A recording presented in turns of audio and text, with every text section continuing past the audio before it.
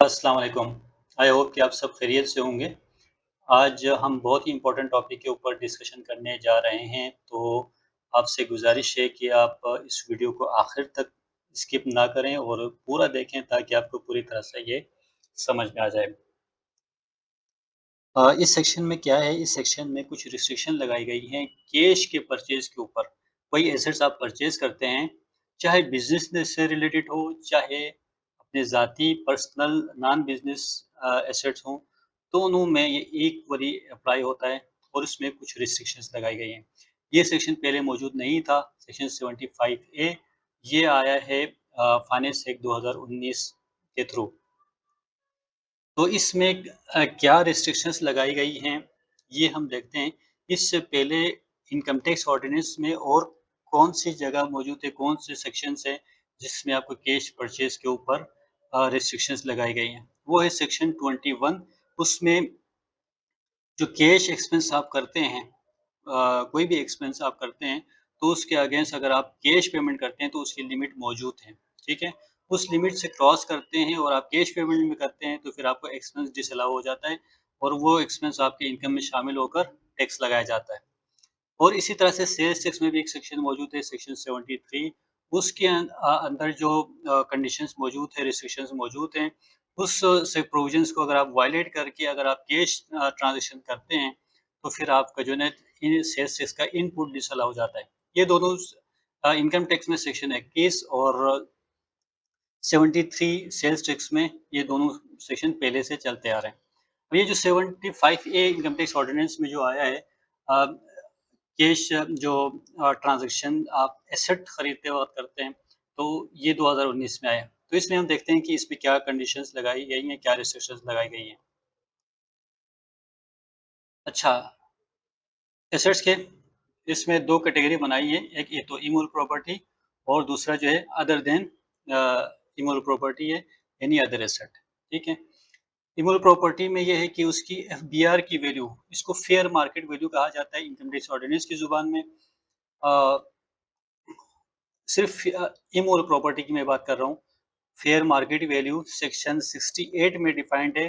Section 68 में के मुताबिक इमूवेबल प्रॉपर्टी के लिए एफबीआर जो है ना वैल्यूएशन अ इसका टेबल इश्यू करता है।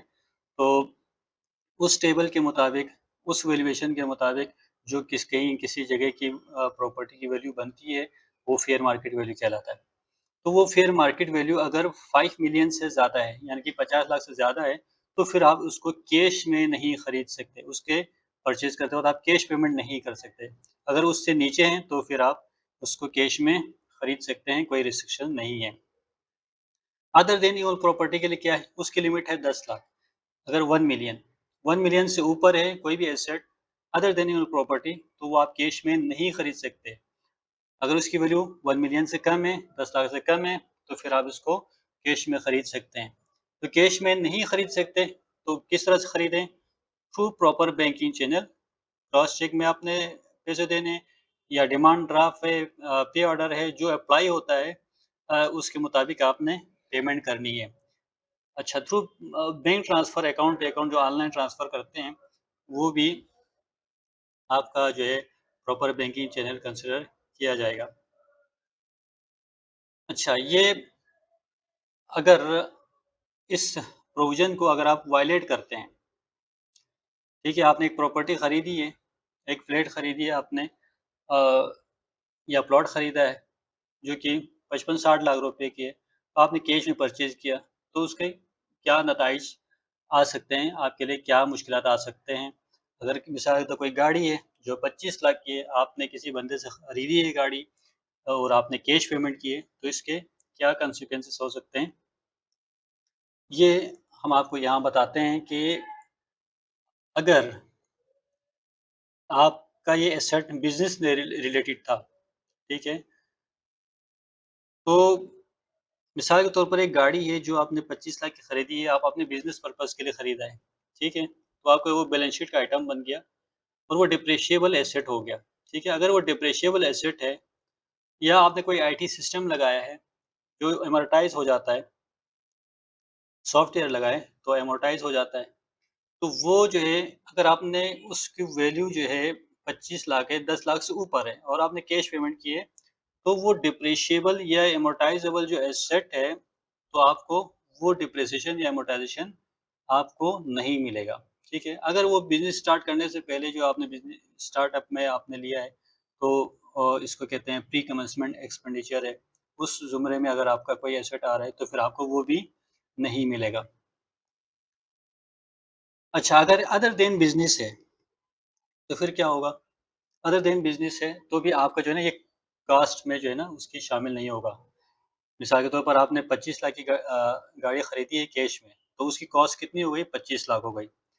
तो आपने अपने बुक्स में क्या दिखाना है? 25 लाख इसकी कॉस्ट है, ठीक है? जब आप बेचने जाएँगे, तो उसकी कॉस्ट आपने मिसाल के तौर पे उसको 30 लाख की बेची है, वो गाड़ी, ठीक है? आपने 25 लाख की खरीदी, 30 लाख की बेची। तो वो 30 लाख के 30 लाख जो है ना आपका गेन कंसीडर किया जाएगा और वो 25 लाख कॉस्ट आपकी कंसीडर नहीं की जाएगी, ठीक है? अच्छा ठीक है, उसमें हमने पर्सनल गाड़ी की बात की, तो वो टैक्सेबल होता है गेन या नहीं होता, ये एक अलग बहस है। अगर कोई एसेट टैक्सेबल होता है, उसका गेन और आपने उस लिमिट को कैश की लिमिट जो दी गई थी, उससे क्रॉस कर जाती है और आप कैश पेमेंट करते हैं, तो आप सिंपल ये समझ लें उसकी कॉस्ट ज़ीरो कंसीडर की जाएगी और अगर उसका गेन होता है तो वो पूरा गेन जो पूरी जो सेल प्राइस है, वो आपका गेन कंसीडर किया जाएगा और उसपे अगर वो टैक्सेबल होता है, तो फिर उसको पूरे के ऊपर टैक्स लगाया जाएगा।